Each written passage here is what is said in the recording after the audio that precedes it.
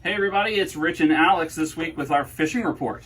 So lots going on still. Lots of stuff, yes. Yeah, so let's dive right in. Let's start with trolling for stripers. Yeah, so we're getting into the pretty much one of the better times for those bigger fish now. Yes. There's been some great reports of bigger fish up to 40 plus inches now, especially this week. A lot of those fish are pretty much starting to move south, and a lot of those hot areas are pretty much going to be from the mouth of Eastern Bay towards Point Lookout, the whole stretch. But for the local guys here, Eastern Bay, mouth of the Chop Tank, Chesapeake Beach right up front on the channel, and then Thomas Point is going to be the stretch that you want to kind of move around and scout those areas, especially for trolling. And those deeper channels there between 30 to 60 foot of water. A lot of those fish have been suspended, so you don't have to sink your baits all the way down there. Right. Of course, a lot of weight, a lot of stress on that line, but thankfully all those fish have been pretty much between that 20 to 30 foot mark, suspended in that deeper water, 50 to 60 foot. White has been the color for color of choice that those fish want this past week. They're still hitting a lot of the 6-inch profile baits, but this is the time of the year where I will say it wouldn't hurt to throw a 9-inch profile bait out there. There are there are sort of bigger fish around. So yeah, definitely have some of those bigger baits. And like you said, make sure you have a variety of inline sinkers on the boat. Some double snaps or a leader to put in front of your tandem or your umbrella. You want to make sure you can get those baits down to where those fish are. Yeah, and that, like you said, you have to adjust. That's the biggest key. Just because we're saying 30 foot of water doesn't mean that it could be shallower or deeper this upcoming week. This upcoming week, we have some weather moving in this weekend.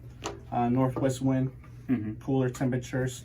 That front moving in, I think, will kick things up for this, actual fish to be pushing hard down south. So definitely really focus on the mouth of the rivers and the main stem of the bay, actually. Like the main channels on the bay are probably going to be the biggest factor this upcoming week, with fish moving up and down, mainly down the bay.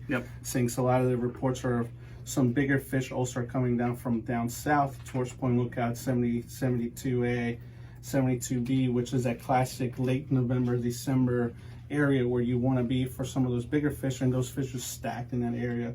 So that's the general area where you want to be getting ready to, I guess, trailer or go down there if you have some good weather. But as of right now, those fish are pretty much here all throughout the area, and not just trolling but jigging too. I mean, there's multiple ways to fish for them.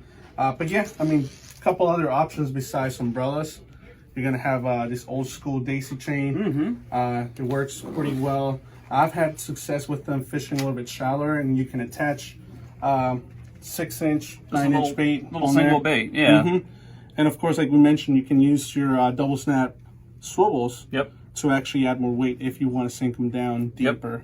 And that's the nice thing about these too. You can change, having these snap swivels on the end, you can change that main bait out. You can go to a little bit larger bait. You can even mix and match with some of the color variations. White's been doing really well, but occasionally the colors change depending on the clarity of the water and what's going on. So it's nice to have that flexibility to change things out. It's not attached permanently. And there's not much drag on this either. Since it's all inline, it's a lot easier than your umbrella. But you definitely want to keep some umbrellas right now. Your umbrella is going to be your classic staple thing to troll with. Like we mentioned, pretty much white's been the color, but other colors to try out there have been the holographic green. That's always a good color. Chartreuse. But one of the things that I've been kind of focusing on is, or people have been focusing on, is something like this, your opening night colors. Those are always natural. Color. Always natural. They have the darker back. So just to the fish, it might look a little more natural. That purple with the pearl belly, or even the LY color from BKD. These are great colors for the bay. I love the sparkle on those, that natural pattern. And we also want to remind everybody that Black Friday is coming up. We're going to have a sale starts Thanksgiving through Sunday. Lots of sales going on. Flyers on our website, so make sure you check that out. Flyers are in store. If you stop by, we'll make sure you get one. Lures are going to be 10% off during the sales event. And local lures, such as our Coach Jiggheads pre-rigged, we've got the BKDs, even our pre-made rigs that we do here in store, they're all going to be 20% off. So definitely check those out. It's a good time to stock up and tackle box. Absolutely. So we talked about some jigging. Let's keep that theme going, but let's switch to white perch. So the white perch are starting to move into some deeper water. It's getting a little bit cooler out. So instead of fishing for them in the rivers, you can still find some around the docks. A little deeper water. Yeah, if you're going to be fishing in the shallower water areas, in the rivers and stuff, if you don't want to head on the main part of the bay, we've got our perch slip bobber rig. We've talked about these before. These things work really well. We make them here in-house.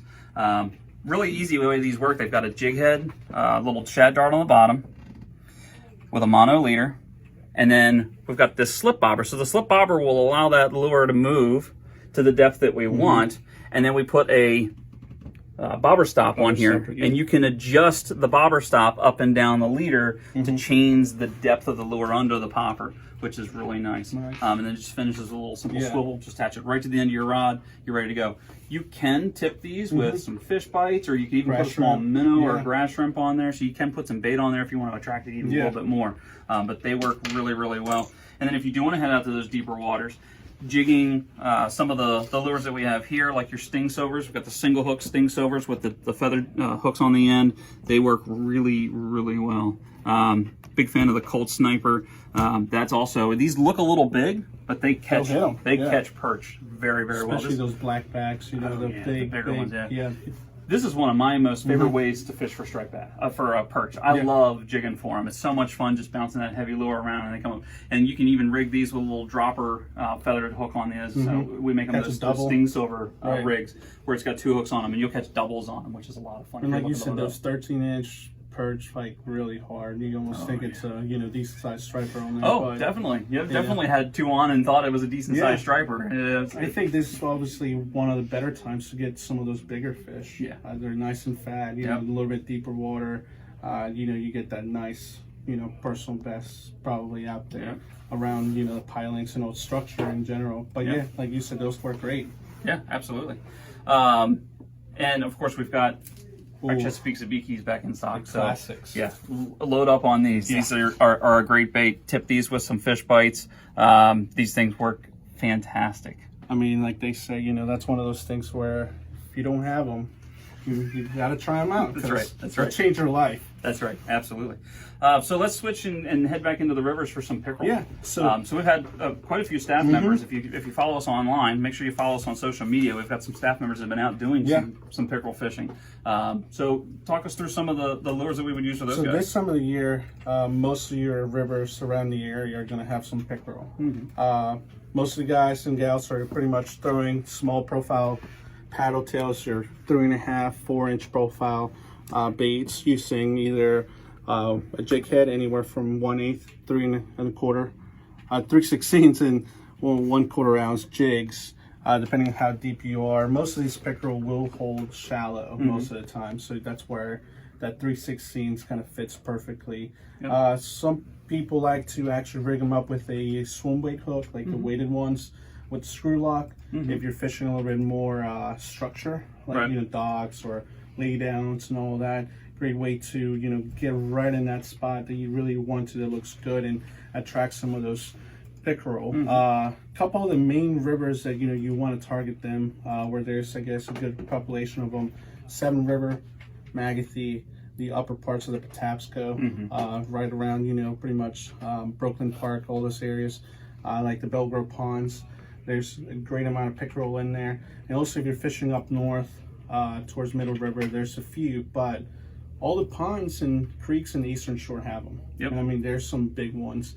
Tuckahoe Creek that we always mention is probably going to be one of my favorite ones, where you get a mixed range of fish and you get quality size pickerel and you get numbers. So. Oh yeah, and to add to that list of lures you were talking about, a lot of those long toothy style fish, pike, pickerel, muskie, they all like shiny, flashy stuff. So the Johnson Silver Minnow, it's a great spoon style lure. Slow retrieval, it just kind of waddles through the water. You can even tip it with you can jig them. You can also tip them with a little twister tail, which is nice, gives a little added color contrast and some variation in the retrieval. And then of course our pickerel spinners. So we make up those pickerel spinners in the store. It's got the little soft plastic paddle tail on the back with the blade on the front. That blade helps. So yeah, definitely. The MEPS number 2s and 3s are going to work, and those are one of my favorites. Everybody's favorite, they catch everything. And of course minnows, live bait. That's one of those things where if you want to sit back and relax, throw a couple bobbers out there. Like we mentioned with the slip bobbers or any regular bobber, we'll find some fish. And the cool thing about this time of the year is you're finding a mixed bag. And so depending on where you are, you can catch panfish like crappie, yellow perch, pickerel, and even bass. So that's the great things about that it's exciting for this time of the year. But we were saying, focus on, if you're local, any creek off the Severn and the Magath are going to be working great this time of the year for them. So we talked about pickerel, keeping that long toothy critter theme going. Yeah. Let's talk about snakeheads. Snakeheads fishing still doing pretty good? Yeah, so we had those warmer days this past week, and it seems like this week it's once again crazy Maryland weather, up and down. So the water actually warmed up pretty good for you guys fishing that in Blackwater, and everybody down there was actually finding them, even still hitting some topwater lures. Whenever the water warmed up, and I know we had a few days that were close to 70-some degrees out there. Those were the days where people were really catching a good amount of snakeheads, and you get the one window during the day where it really warms up and it just gets them going. Minnows are going to be the ticket right now, but of course don't be afraid to use some of those MEPs, the bigger size MEPs. 3s and 4s work great. I personally think the gold bladed works pretty well for that in Blackwater. If you're fishing locally around here in the Patuxent or the Upper Bay, you're going to be finding them kind of holding a little bit deeper now. When I say deeper, it's not that much deeper. It's pretty much grass, and then you have the little ledges that go to 4 foot of water. They'll sit on that little bit deeper water, and you can still catch them with swim baits, your plastic 4-inch swim baits, 5-inch swim baits up there.